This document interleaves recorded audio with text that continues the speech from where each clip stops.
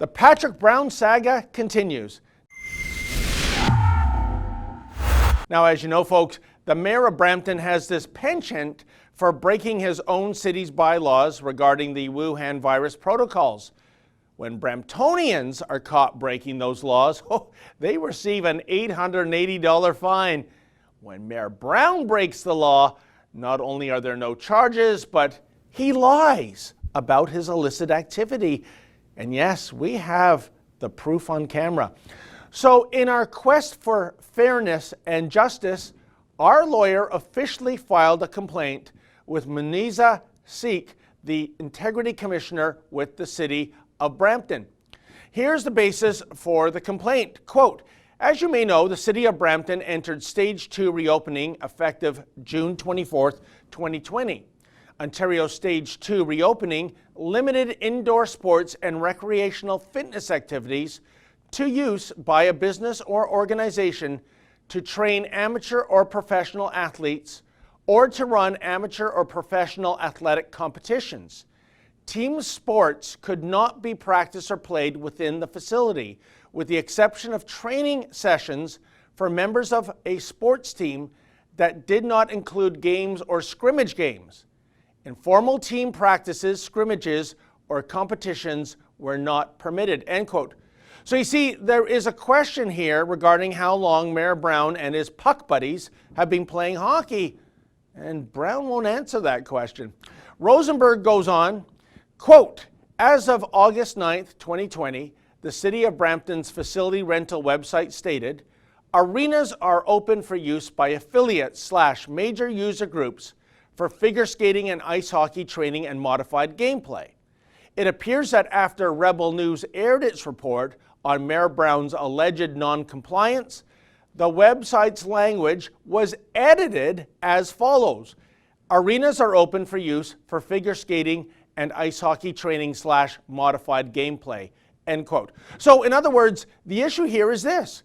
Was that website altered due to the adverse exposure Mayor Brown received thanks to our report?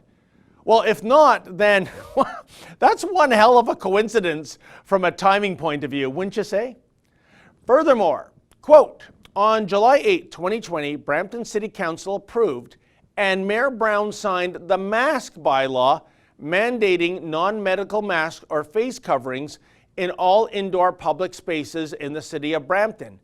Information on the mask bylaw can be found at the City of Brampton's dedicated website, bearing Mayor Brown's photo and contact information, end quote.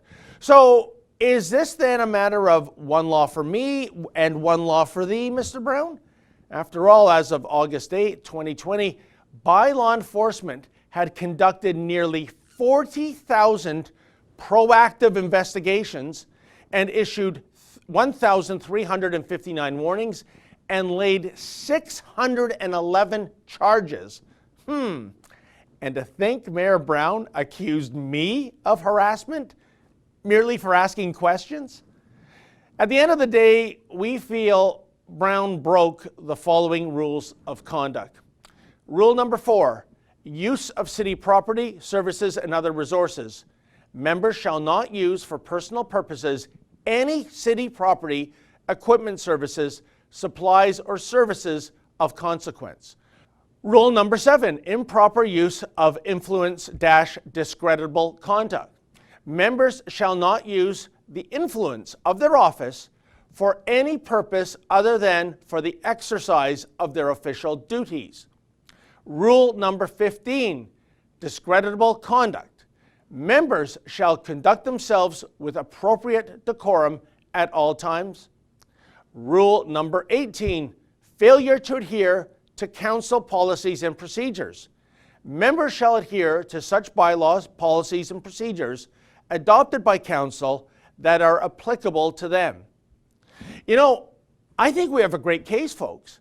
But the question is this, do we have a great integrity commissioner in Brampton? And will this matter get a fair hearing? We have our doubts. Let me quote Mr. Rosenberg yet again, quote, our clients are also troubled by your reported ties to Mayor Brown, as reported by the Globe and Mail last year, including your reported public expressions of support for Mayor Brown and reported payments to your husband's company by the Progressive Conservative Party in 2017. Accordingly, our clients are calling for your recusal and a corresponding independent investigation into Mayor Brown's alleged violations of the Code of Conduct, end quote. Yeah, they don't call Brown Sneaky Patrick for nothing, folks. So will Miss Chic recuse herself? And if not, as they say in Vegas, is the fix in? Oh, and what a tangled web that continues to be weaved, no? All because King Brown feels he is entitled to a different set of rules versus the subjects of Brampton. And then there's the litany of lies, so many lies, that Brown has actually contradicted himself. But that's what happens when you're a compulsive liar. The liar eventually loses track of his own narrative. In any event, our quest for justice regarding the Brown file is only beginning, but rest assured, we're playing to win. And folks, if you can, please go to our new website. It's called sneakypatrick.com. sneakypatrick.com. You'll see all our archived videos about this hockey rink caper. And say, if you can, please consider chipping in some money so that we can bring you this kind of journalism. I can tell you we've had to consult lawyers. We even brought a lawyer on an assignment with us to Brampton. That is costly.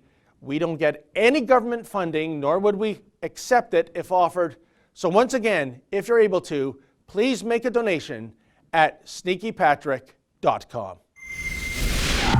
Hey folks, help us bring Patrick Brown to justice. Go to sneakypatrick.com and make a donation.